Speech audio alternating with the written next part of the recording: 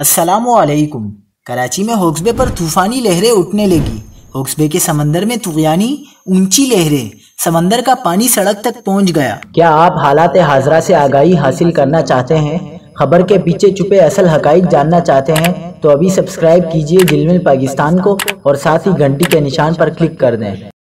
آپ کو بتاتے چلیں کہ کراچی میں مونسون کے باعث سمندر میں طغیانی کی صورتحال برقرار ہے۔ مونسون بارشوں کے باعث سمندر اس وقت بپرا ہوا ہے اور ہوکس بے میں طغیانی آ گئی ہے۔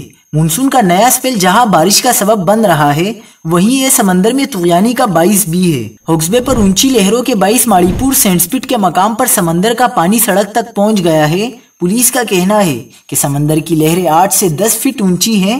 سمندر کا پانی گھروں میں داخل ہو گیا ہے، اس لیے کراچی کے شہری سمندر کے قریب جانے سے گریز کریں۔ ہنگامی صورتحال کے پیش نظر عوام کو ساحل پر جانے سے روکنے کے لیے پولیس اور دیگر اداروں کے اہلکاروں کو ہوکس بے جانے والے راستوں پر تعینات کر دیا گیا ہے۔